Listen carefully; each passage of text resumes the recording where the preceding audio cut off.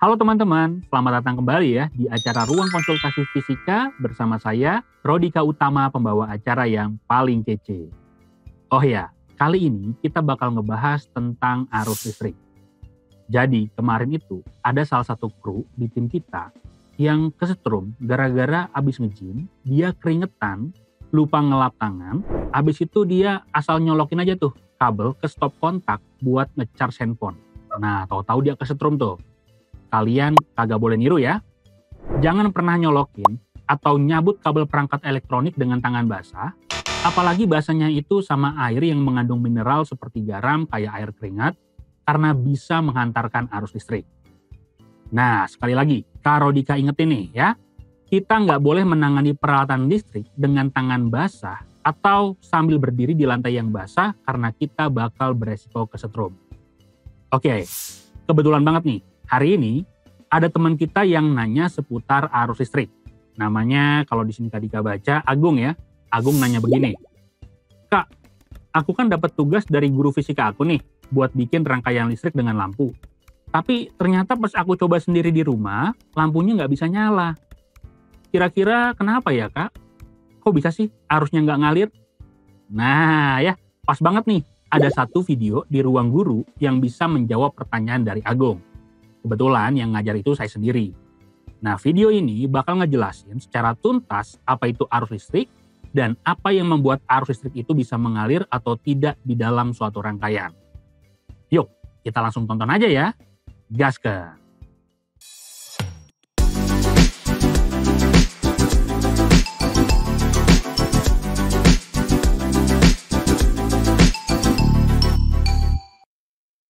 Halo, perkenalkan nama kakak Rodika.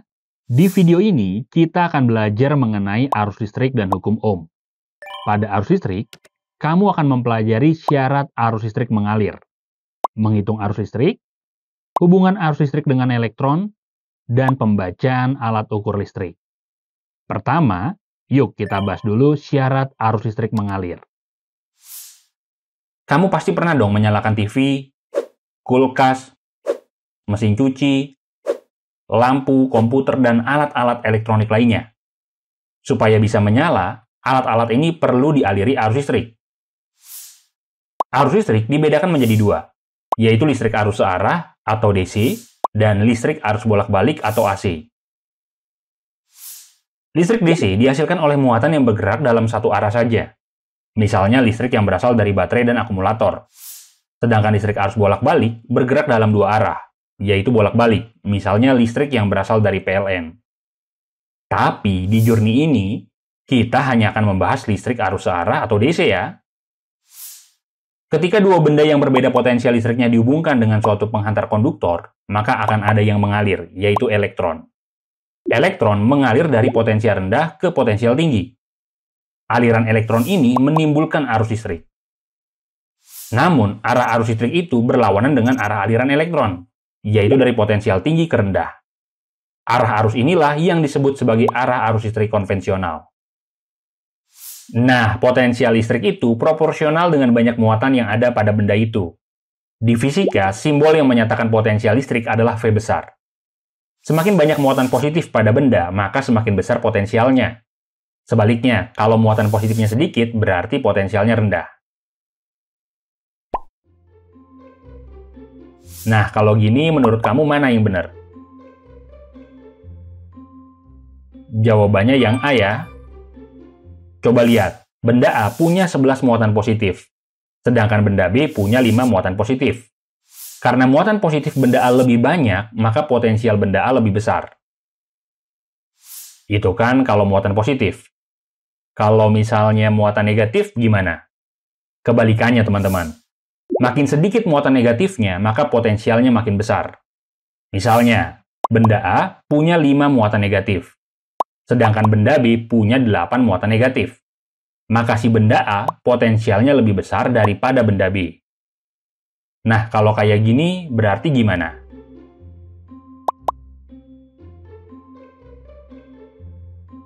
Jawabannya B ya. X punya 4 muatan negatif. Sedangkan Y punya 2 muatan negatif. Karena Y punya muatan negatif lebih sedikit, maka potensial Y lebih besar. Oke, sekarang kita lanjut ke arah alirannya. Misalkan, ada dua buah benda yaitu C dan D. Benda C memiliki 5 muatan positif, sedangkan benda D punya 2 muatan positif. Kedua benda ini lalu dihubungkan dengan suatu kawat penghantar. Maka nanti arus listrik akan mengalir dari benda C ke benda D. Kenapa? Karena benda C lebih positif daripada benda D. Atau dengan kata lain, benda C potensialnya lebih tinggi atau lebih besar daripada benda D. Sekarang coba giliran kamu yang jawab pertanyaan ini.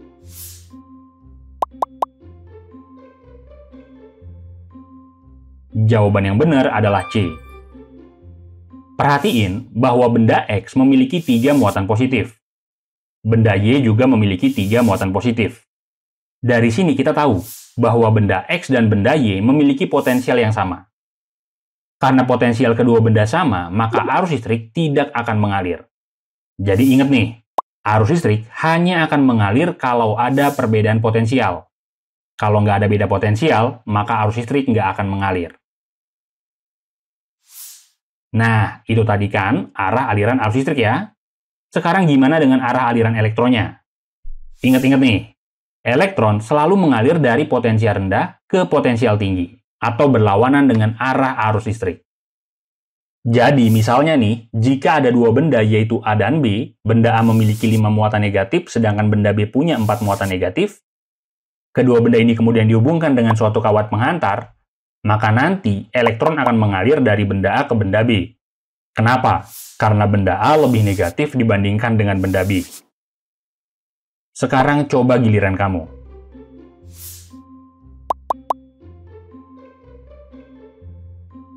Jawaban yang benar adalah A.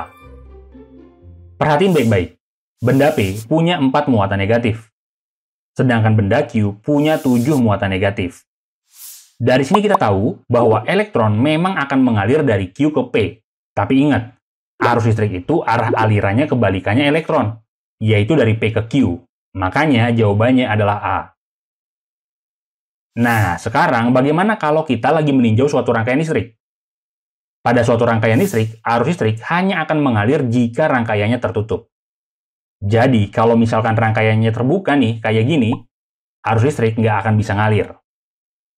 Kalau kamu perhatiin, arus listrik nggak mengalir, makanya arus nggak akan melalui lampu sehingga lampu tetap mati dan nggak nyala, meskipun di sini dihubungi dengan sumber tegangan atau baterai. Nah, kalau misalkan rangkaian ini kita tutup, ternyata arusnya ngalir dan melalui lampu, sehingga kedua lampunya bakalan menyala. Jadi kamu udah tahu kan ya, bedanya rangkaian tertutup dan terbuka.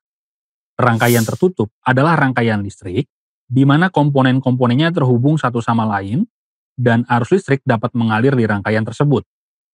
Sedangkan rangkaian terbuka adalah rangkaian listrik, di mana komponennya ada yang tidak terhubung satu sama lain, sehingga arus listrik tidak dapat mengalir di rangkaian tersebut. Sekarang coba kamu jawab soal ini. Menurut kamu, rangkaian manakah yang arus listriknya mengalir? Jawabannya adalah rangkaian yang B ya, karena rangkaiannya adalah rangkaian tertutup. Jadi kesimpulannya begini guys, syarat arus listrik dapat mengalir adalah rangkaiannya harus rangkaian tertutup, serta terdapat beda potensial pada rangkaian tersebut. Terus, biar lebih aman dan lengkap, diperlukan juga hambatan listrik ya. Kalau yang tadi sih kita pakainya berupa lampu bohlam. Oke, itu tadi kan pemodelan atau penggambaran sederhananya aja ya. Tapi gimana nih kalau misalkan guru fisika kamu ngasih tugas praktik, suruh kamu bikin rangkaian listrik sederhananya itu secara langsung. Gimana kira-kira? Di sini Karodika bakal ajarin ya. Nah, makanya kita butuh beberapa alat dan bahan. Nih, Karodika tunjukin ya. Yang pertama kita butuh 2 buah baterai. Di sini Karodika pakainya 2 buah baterai ya.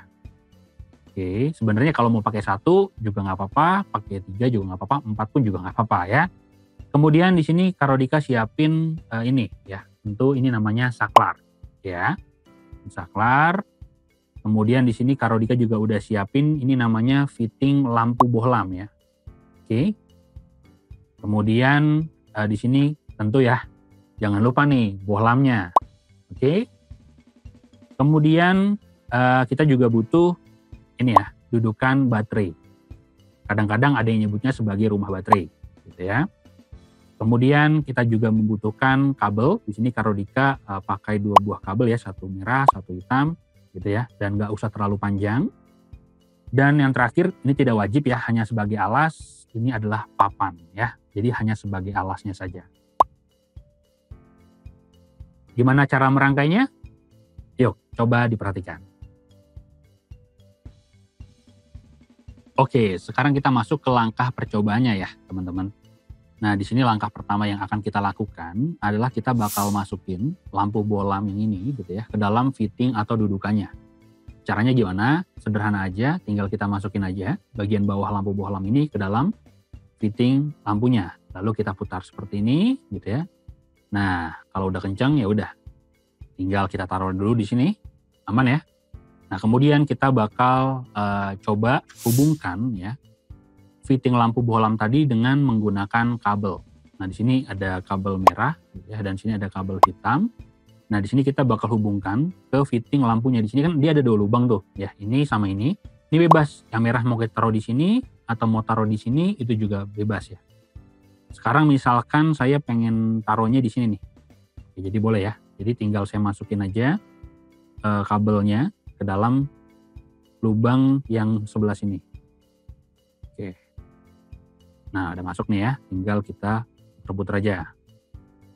Sip, aman ya. Karena saya udah pakai kabel merahnya di sini, saya masukin ke lubang fitting yang sebelah lagi ya, yang ini. Sama persis kayak tadi. Aman, sudah ya. Nah, seperti ini kira-kira rangkaiannya. Oke? Oke ya, sip. Nah, sekarang saya akan hubungkan saklar gitu ya. Saya akan hubungkan saklar ke rangkaian ini. Caranya gimana? Boleh saya taruh ke sini gitu ya, atau boleh juga saya taruh ke sini, bebas ya. Terus misalkan di sini random saya pengen ngambil di sini aja nih saklarnya, saya taruh nih gitu ya.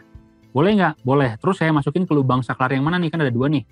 Ini bebas ya, bisa kamu taruh sini, boleh juga taruh sini, silakan. Misalkan di sini saya pakai yang di sini. Saya masukin ke lubang saklar yang di sini. Oke, sip. Gitu ya, jadi seperti ini nanti. Nah, kemudian kita bakal hubungkan ke ini ya, rumah baterainya. Jadi merah saya hubungkan ke merah, lalu nanti yang hitam saya hubungkan ke hitam. Tapi berarti logikanya ini bakal masuk ke saklar yang di sini ya. Oke, saya hubungin. Oke. Kita masukin ke lubangnya, lalu kita puter-puter ya. Oke, aman. Nah, terus yang ini sama yang ini kita sambungin ya. Sip. Nah, seperti ini. Nah, sebenarnya rangkaian listriknya sudah jadi, teman-teman. Langkah terakhir berarti apa? Kita tinggal masukin baterainya ya sebagai sumber tegangannya. Oke. Bentuk rangkaiannya kira-kira seperti ini. Nah, ini kan lampunya masih mati ya, alias belum hidup. Kira-kira kenapa? Karena saklarnya dalam kondisi off, teman-teman ya. Nah, kalau misalkan saklarnya ini masih dalam kondisi off, maka si saklar ini bakal memutus arus, sehingga rangkaiannya ini menjadi rangkaian terbuka, teman-teman.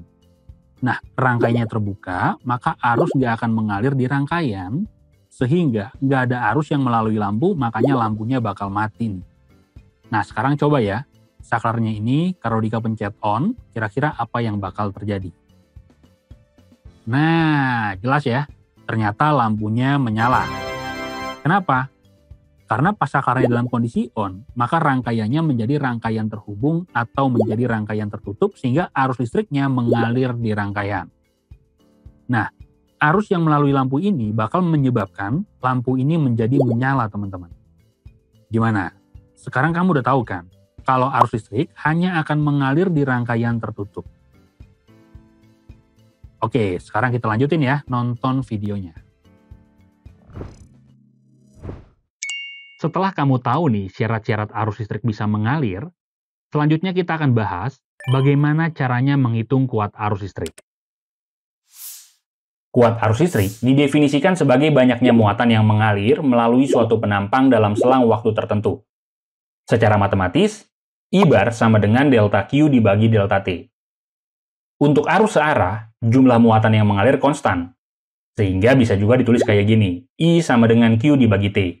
Dengan I adalah kuat arus listrik dalam satuan ampere, Q adalah besarnya muatan dalam satuan kolom, dan T adalah selang waktu dalam satuan sekon. Coba kita bahas satu contoh kasus deh. Misalkan dalam suatu pengantar mengalir muatan listrik secara konstan sebesar 0,03 kolom selama 30 sekon. Maka kuat arus listrik yang mengalir dalam pengantar itu adalah, untuk menjawab soal ini, gunakan persamaan tadi ya, yaitu I sama dengan Q dibagi T. Sehingga I-nya sama dengan 0,03 dibagi 30. Maka diperolehlah I sama dengan 1/1000 ampere atau setara dengan 1 miliampere. Sekarang giliran kamu ya.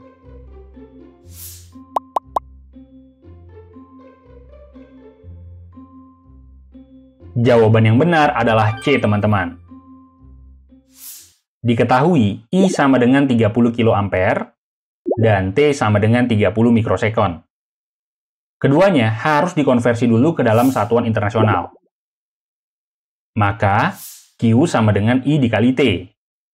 Sehingga Q sama dengan 3 dikali 10 pangkat 4 dikali 3 dikali 10 pangkat minus 5.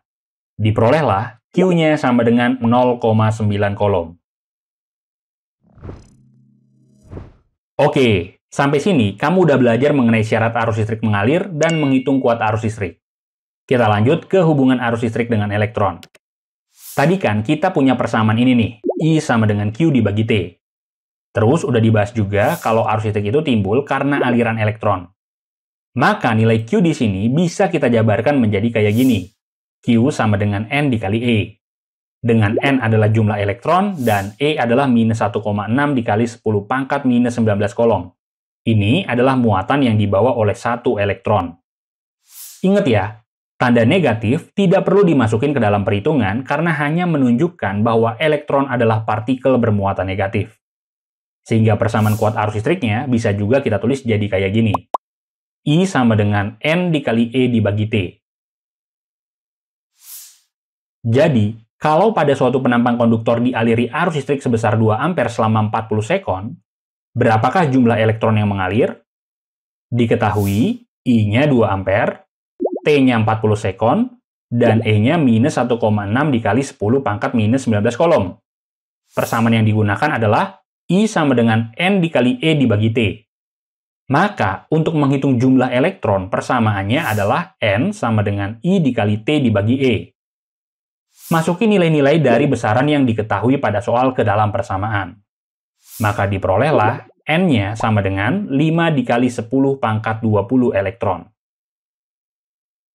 Sekarang giliran kamu ya.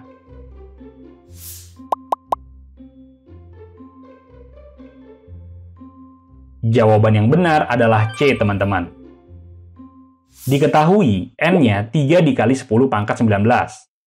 T-nya 1 menit atau 60 sekon. Dan E-nya sama dengan minus 1,6 dikali 10 pangkat minus 19 kolom. Persamaan yang digunakan adalah ini. I sama dengan N dikali E dibagi T. Masukin data yang diketahui pada soal ke dalam persamaan. Maka diperolehlah hasilnya I sama dengan 0,08 ampere. Oh iya, sebenarnya arus listrik bisa juga kita analisis secara mikroskopis loh. Ini menarik teman-teman, karena kita akan melihat pergerakan elektron-elektron di dalam konduktornya. Tapi, ini sifatnya materi tambahan ya, karena nggak ada di kurikulum dan bakal kamu dapetin nanti di tingkat lanjut kalau kamu ngambil jurusan fisika. Bagi kamu yang penasaran, boleh nih pencet mau buat melihat penjelasannya. Kalau nggak mau, ya lanjut ke materi berikutnya. Kalau kamu mau menikmati fitur baru Adapto, yuk update aplikasi Ruang Guru kamu. Selanjutnya, kamu akan belajar gimana caranya mengukur kuat arus listrik dan tegangan listrik. Kuat arus listrik yang mengalir dalam suatu penghantar bisa diukur dengan menggunakan suatu alat ukur yaitu ampermeter. Ampermeter ada dua jenis, yaitu ampermeter analog dan ampermeter digital. Pada ampermeter analog, angka pengukuran ditunjukin oleh jarum, sedangkan pada ampermeter digital, angka pengukuran dibaca langsung. Cara memasang ampermeter adalah dengan menghubungkan ampermeter secara seri dengan rangkaian, sehingga arus listrik yang mengalir pada rangkaian juga melewati ampermeternya. Ampermeter digital bisa dibaca langsung seperti ini. Sedangkan pada ampermeter analog, kamu harus memperhatikan skala dan batas ukurnya. Misalnya, coba deh kamu perhatiin bacaan dari ampermeter analog ini. Perhatiin simbol A di sini. Terus lihat angka 5 di ujung paling kanan. Berarti skala maksimumnya 5 ampere ya. Nah, kalau kita colok, ambil batas ukurnya yang 5 ampere, terus ternyata jarum menunjuk ke angka 3, maka artinya arus yang terbaca adalah 3 ampere. Tapi nih, kalau misalkan kita colok dan ambil batas ukurnya 10 ampere, terus jarum menunjuk ke angka 3, artinya bukan lagi 3 ampere, melainkan 3/5 dari 10 ampere, yaitu 6 ampere. Kalau jarumnya di sini, artinya apa? Nah, kita lihat angka satuan terdekatnya adalah 3. Kemudian kita hitung garis antara angka 3 ke angka 4, ada 10 ya. Berarti satu garis menunjukkan 4 dikurang 3/10, atau sama dengan 1/10 atau 0,1 ampere. Kita lihat, jarum menunjuk di garis pendek kedua setelah angka 3. Berarti kalau 2 garis, artinya 0,2 ampere ya. Artinya, jarum menunjukkan kalau kuat arus listriknya adalah 3 ditambah 0,2, yaitu sama dengan 3,2 ampere. Oke, tadi kan kamu udah tahu ya, kalau arus listrik hanya bisa mengalir kalau ada beda potensial atau tegangan listrik. Tegangan listrik ini bisa diukur dengan suatu alat yang disebut voltmeter. Voltmeter juga dibedakan menjadi 2, yaitu voltmeter analog dan voltmeter digital. Cara memasang voltmeter, kamu harus menghubungkan voltmeter secara paralel dengan benda yang akan diukur tegangannya. Hasil pengukuran dengan voltmeter digital bisa dibaca langsung. Sedangkan untuk voltmeter analog, kamu harus memperhatikan skala dan batas ukurnya. Misalkan, hasil pengukuran menggunakan voltmeter ditunjukin seperti ini. Tampak bahwa skala maksimumnya adalah 10 volt. Terus, batas ukurnya juga 10 volt. Sedangkan skala menunjuk ke angka 3. Artinya, tegangan yang terukur adalah 3/10 dari 10, atau 3/10 dikali 10, sama dengan 3 volt.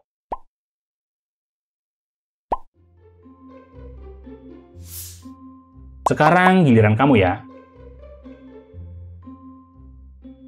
Jawaban yang benar adalah B, setengah ampere. Kalau kamu perhatikan, skala maksimumnya adalah 1 ampere. Terus, batas ukurnya juga 1 ampere. Terus, jarum penunjuknya menunjuk setengah dari penuh. Maka artinya, arus listrik yang terbaca adalah setengah dari 1, yaitu setengah ampere.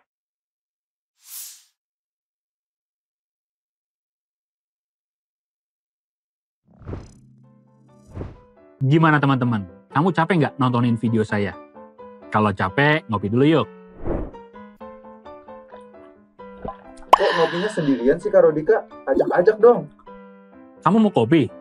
Beli sendiri dong. Kalau kopi, saya nggak rela bagi-bagi. Udah yuk, kita lanjut lagi nonton videonya. Wah, kita sudah selesai nih membahas mengenai arus listrik. Masih semangat kan semuanya? Nah, selanjutnya kamu akan belajar tentang hukum Ohm. Di antaranya, persamaan hukum Ohm, persamaan hambatan listrik, dan pengaruh suhu pada hambatan listrik.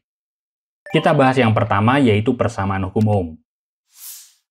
Menurut hukum Ohm, hambatan listrik adalah perbandingan tegangan listrik dan kuat arus listrik yang mengalir.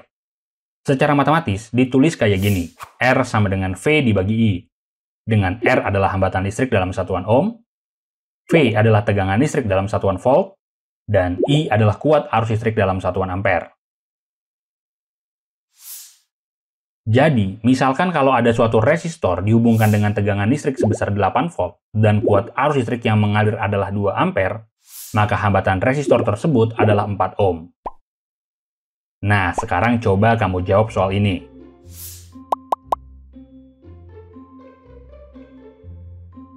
Jawabannya adalah B. Hambatan bisa kita hitung dengan menggunakan hukum Ohm, yaitu R sama dengan V dibagi I. Diketahui V-nya 12 volt dan I-nya 2 ampere. Maka R sama dengan 12 dibagi 2 atau sama dengan 6 ohm.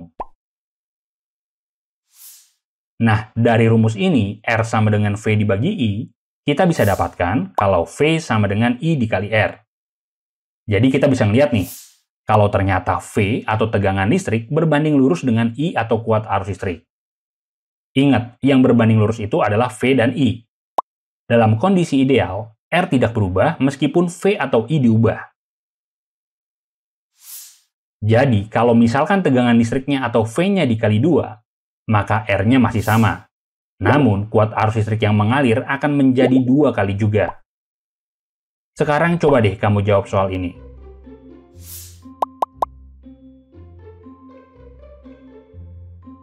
Jawaban yang benar adalah C. Karena tegangan listrik berbanding lurus dengan kuat arus listrik, maka kuat arus listrik juga akan menjadi 10 kali semula. Oke, dari hukum Ohm kita belajar bahwa hambatan listrik adalah perbandingan tegangan listrik dan kuat arus listrik yang mengalir. Sekarang kita akan bahas lebih dalam mengenai hambatan listrik. Simak penjelasan Kak Dika terus ya. Kalau ternyata dalam kondisi ideal hambatan listrik atau R tidak berubah meskipun tegangan atau arus diubah, terus yang mempengaruhi besar kecilnya hambatan listriknya apa dong? Ternyata hambatan listrik itu dipengaruhi oleh jenis bahan pengantar, panjang penghantar, dan luas penampang. Nah, secara matematis hubungannya kayak gini nih. R sama dengan Rho dikali L dibagi A. Dengan R adalah hambatan dalam satuan ohm, Rho adalah hambat jenis dalam satuan ohmmeter, L adalah panjang penghantar dalam satuan meter, dan A adalah luas penampang dalam satuan meter kuadrat. Kak Dika bahas satu contoh kasus deh. Hambat jenis kawat tembaga adalah 1,72 dikali 10 pangkat minus 8 ohmmeter. Berapakah hambatan listrik kawat tembaga itu jika panjang kawat 6 meter dan luas penampangnya 2 mm kuadrat? Diketahui pada soal, Rho-nya 1,72 dikali 10 pangkat minus 8 ohmmeter. L-nya 6 meter, dan A-nya 2 mm kuadrat, atau sama dengan 2 dikali 10 pangkat minus 6 meter kuadrat. Persamaan yang kita pakai adalah ini. R sama dengan Rho dikali L dibagi A. Masukin semua data tadi ke dalam persamaan ini. Maka diperolehlah hambatan listrik kawat tembaga adalah 5,16 dikali 10 pangkat minus 2 ohm. Sekarang coba giliran kamu.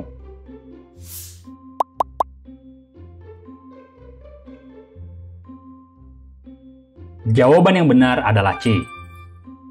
Diketahui pada soal, Rho-nya 1,72 dikali 10 pangkat minus 8 ohmmeter, L-nya 10 meter, dan A-nya 0,4 mm kuadrat atau 4 dikali 10 pangkat minus 7 meter kuadrat.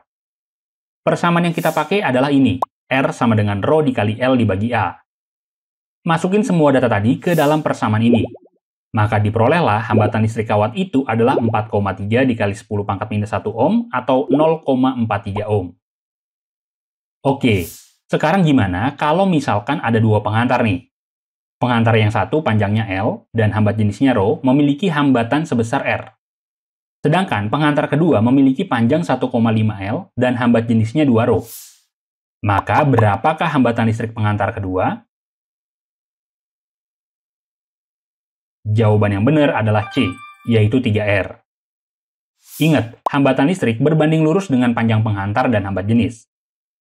Karena penghantar kedua panjangnya 1,5 kali dari panjang penghantar pertama, sedangkan hambat jenisnya 2 kali hambat jenis penghantar pertama, maka hambatan listrik penghantar kedua adalah 1,5 dikali 2, yaitu 3R. Sekarang giliran kamu ya.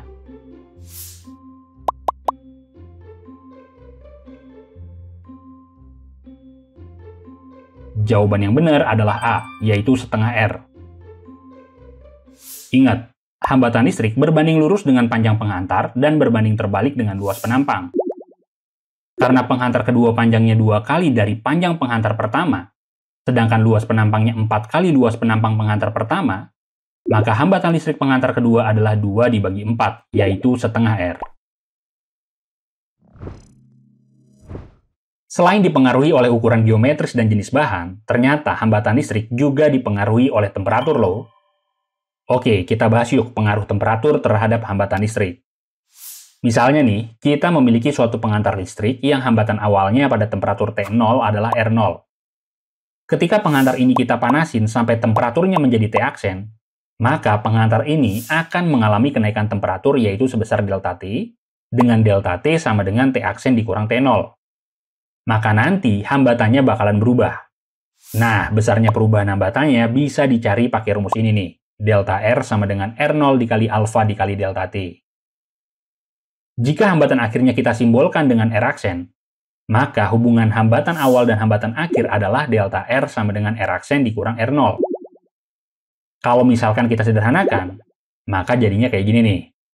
R aksen sama dengan R0 dikalikan 1 ditambah alfa dikali delta T.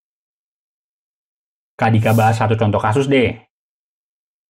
Sebatang platina mempunyai hambatan 25 ohm pada temperatur 25 derajat Celcius. Platina ini dipanasin sehingga hambatannya naik menjadi 30 ohm. Berapakah temperatur akhir batang platina? Diketahui alfanya 3,92 dikali 10 pangkat minus 3 per derajat Celcius. Diketahui pada soal, R0-nya 25 ohm, T0-nya 25 derajat Celcius, R aksennya 30 ohm, dan alfanya 3,92 dikali 10 pangkat minus 3 per derajat Celcius. Pertama-tama, kita hitung dulu berapakah perubahan hambatannya. Perubahan hambatannya adalah 30 ohm dikurang 25 ohm, yaitu sama dengan 5 ohm. Kemudian, kita cari perubahan temperatur.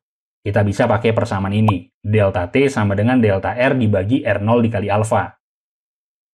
Masukin nilai dari besaran-besaran yang diketahui pada soal ke dalam persamaan. Diperolehlah hasilnya, delta T sama dengan 51 derajat Celcius. Karena delta T sama dengan T aksen dikurang T0, maka temperatur akhirnya atau T aksen adalah 25 ditambah 51. Maka T aksennya adalah 76 derajat Celcius. Sekarang giliran kamu ya.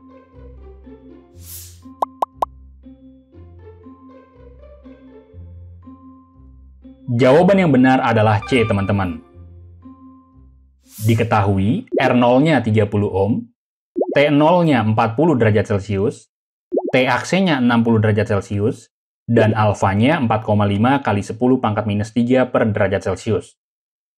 Nah, pada soal ini, kita bisa menghitung kenaikan temperatur tembaga, yaitu 60 derajat Celcius dikurang 40 derajat Celcius sama dengan 20 derajat Celcius. Maka, kita tinggal hitung kenaikan hambatan kawah tembaga dengan persamaan ini. Delta R sama dengan R0 dikali alfa dikali delta T. Masukin nilai-nilai yang diketahui pada soal ke dalam persamaan ini. Maka diperoleh hasilnya adalah delta R sama dengan 2,7 ohm. Karena delta R sama dengan R aksen dikurang R0, maka R aksen sama dengan R0 ditambah delta R. Diperolehlah 30 ohm ditambah 2,7 ohm sama dengan 32,7 ohm. Oke, sekian pembahasan tentang arus listrik dan hukum ohm. Di video selanjutnya, kita akan membahas tentang rangkaian hambatan listrik. Yuk, tonton video berikutnya ya. Wah, akhirnya selesai juga ya videonya. Ternyata lama juga nih durasi videonya. Yang sabar ya, teman-teman. Oh ya, buat Agung nih yang lagi nonton, semoga penjelasan di video tadi bisa menjawab pertanyaan kamu ya. Nah, buat kamu nih teman-teman yang lain yang masih punya pertanyaan, silakan kirimkan pertanyaan kamu lewat chat. Nanti pertanyaan terpilih bakal kita bahas di sesi berikutnya ya, oke? Sekian acara Ruang Konsultasi Fisika hari ini. Ingat, bersama Kak Rodika, fisika jadi jauh lebih mudah dan pastinya menyenangkan. Sampai jumpa di sesi berikutnya ya. Dadah!